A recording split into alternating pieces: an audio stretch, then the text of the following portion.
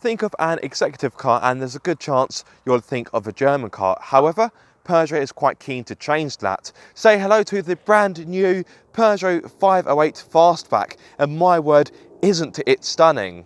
It's a bold, striking car, but will it be enough to tempt buyers away from Germany's finest? Well, I've spent a week with it to find out. On looks alone, I think it's fair to say the 508 has got its German rivals licked. Just look at it.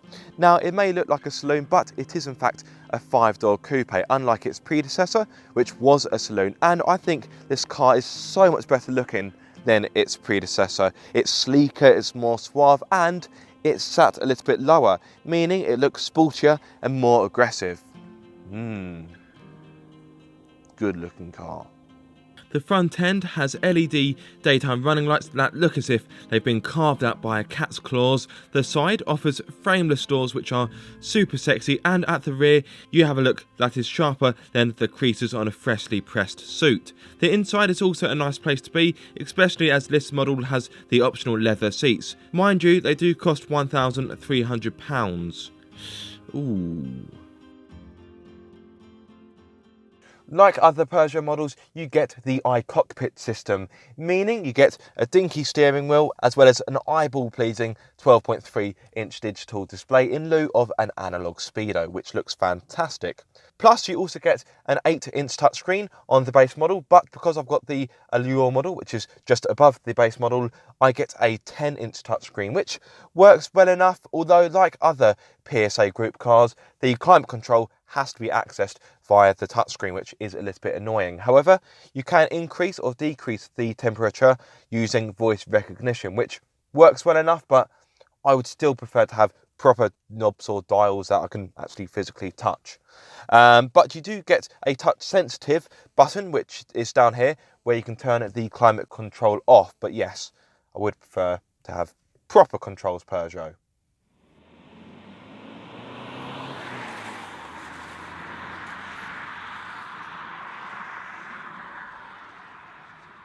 The 508 comes with a good choice of engines, all of which are turbocharged, so you can either have a choice of 3 diesel engines or 2 petrol. In regards to diesel, you can either have a 1.5 litre which produces 130 horsepower, or you can have a 2 litre which offers either 160 or 180 horsepower. If it's a petrol you're after, you can have a 1.6 litre unit which comes in a power output of either 180 horsepower or 225 horsepower. There's also a hybrid engine coming soon, so for those environmentally conscious amongst you, that's good news. The engine I have is the 1.5 litre diesel, which is mated to a 6-speed manual gearbox, although you can have an 8-speed automatic if you prefer. And in fact, this is the only engine that offers a manual gearbox. Every other engine has got the 8-speed automatic. In regards to performance, as well as 130 horsepower, this car also has 221 Newton meters of torque, meaning you'll hit 62 miles per hour in 9.7 seconds and continue to a top speed of 129. This engine may be the least powerful in the bunch, but it still offers a good amount of performance. Power starts to come in from around 2000 revs, and with it being a diesel engine, you get a nice bit of mid-range grunt. It's got a smooth engine as well. It's got a decent amount of refinement. Yes, there are a few vibrations in the pedals, but the engine doesn't make much noise, and when you're cruising, it works away in the background very nicely. Now let's get back onto the gearbox. As I mentioned, I've got a 6-speed manual, which is okay. The changes aren't the worst I've ever used. However, they are a little bit too long for my liking, and they are also a little bit too notchy. So you may want to have a look at the 8-speed automatic, although I must admit I've not tried it myself, so I can't really tell you what it's like. The 508 comes with a choice of 3 driving modes: normal, eco and sport. I like to have it in sport because it means the car is more responsive, it's more fun to drive, although I will say the steering weight in sport mode does feel a little bit too artificial for my liking. Yes, it's got a nice heavy weight to it, but it just feels a little bit too fake.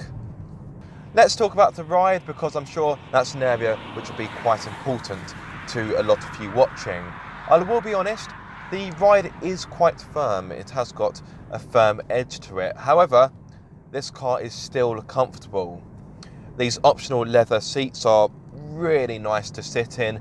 They haven't got a massage function like the seats you get in the higher trim levels, but they are heated, which is nice for those bitter winter mornings.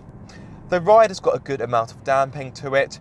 Yes, okay, it is quite fidgety at lower speeds.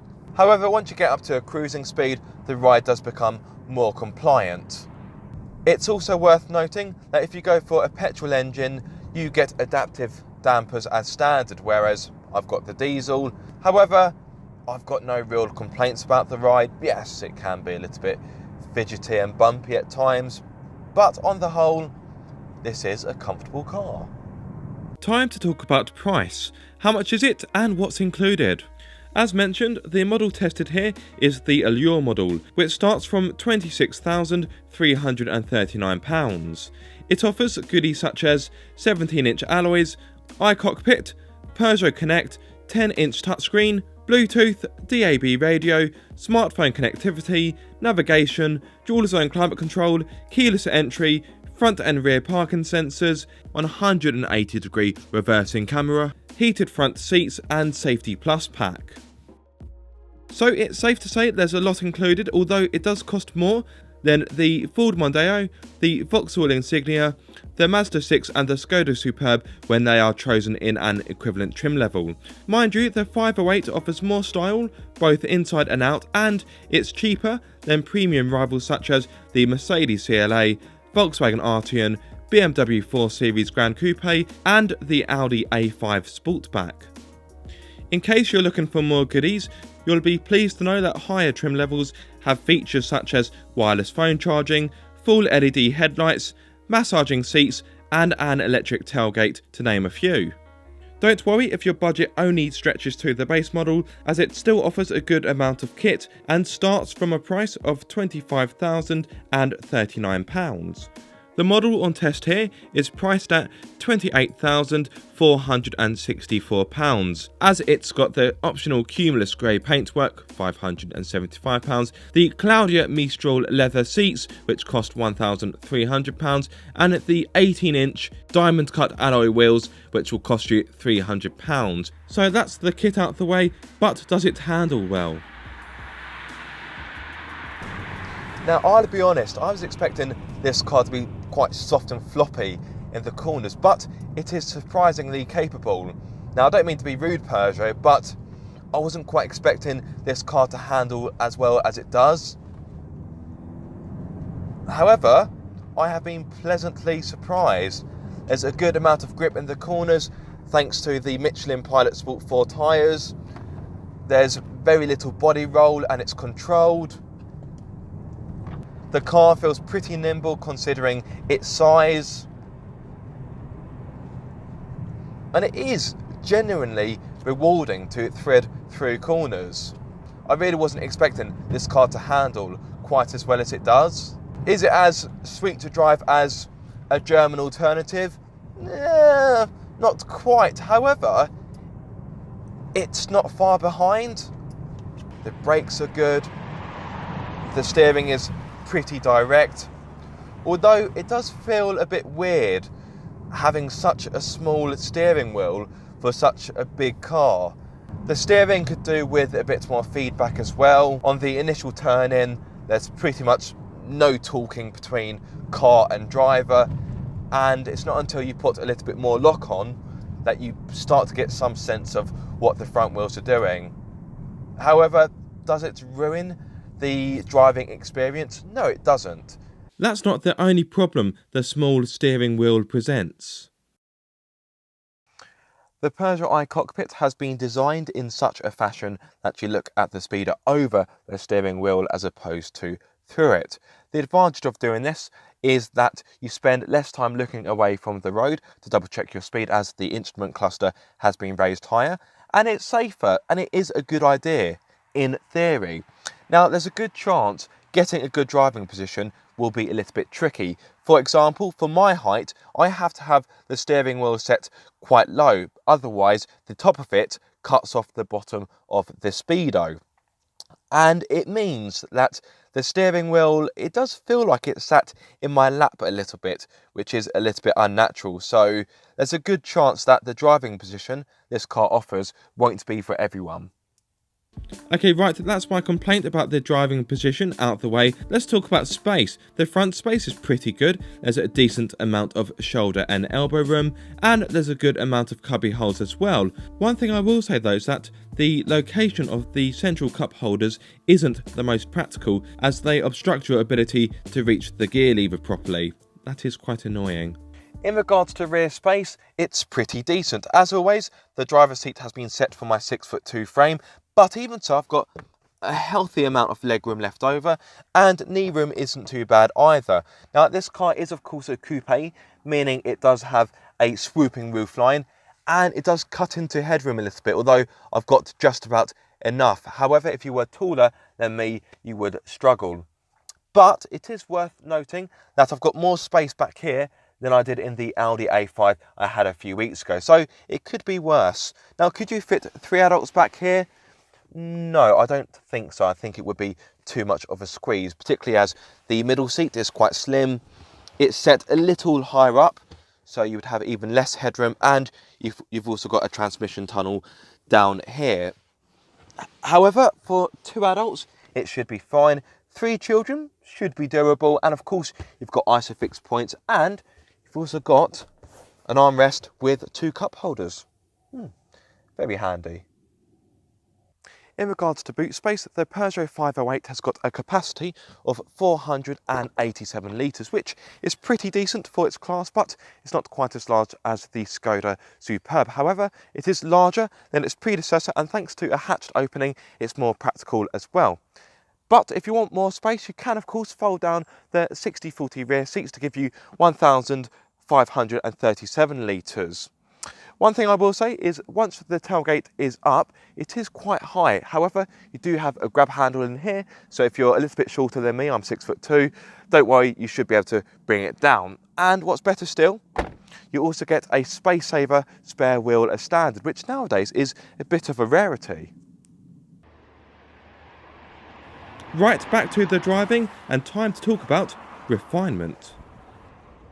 In regards to refinement, the 508 does pretty well. There is a little bit of tyre noise coming from the 18-inch alloys, but apart from that, I've got no real complaints. Wind noise is well controlled, and the engine, when you're cruising, works away in near silence. It is a pretty nice car in which to be in, and I can imagine you could drive this car for quite a long journey and still feel pretty refreshed at the end of it. Some may want a more supple ride. However, I've driven this on relatively long journeys and I've not had any complaints. Let's talk about safety. The 508 comes with a decent amount of safety kit, including 6 airbags, autonomous emergency braking, lane keep assist, meaning it was able to gain 5 stars from Euro NCAP. What's even better still is that the Allure model also offers blind spot detection, speed sign recognition, high beam assist and driver attention alert. Safety levels are high, but will it cost a lot to run? As I'm sure you would have guessed, this 1.5 litre diesel is the most economical in the 508 range. On a combined run, it should offer me 72.4 mpg, and in my experience, I've been getting around 60, which isn't too bad at all. In regards to CO2, this car emits 103 grams per kilometre, meaning for the first year of VED, you'll be required to pay £165, and this car's got a BIK rating of 26%. Overall, the Peugeot 508 is a compelling choice in its market, but is it better than going German? In all honesty, not quite. However, I'd argue that the 508 is a worthy alternative. It's stylish, comfortable, offers a decent amount of kit, and it drives pretty well. Thank you so much for watching this video. I hope you have enjoyed it. If so, give it a massive thumbs up. If you are subscribed, don't forget to click that bell icon so you get notified every time I make a video. And if you aren't subscribed, guys, what are you waiting for? Be sure to subscribe for more car obsession.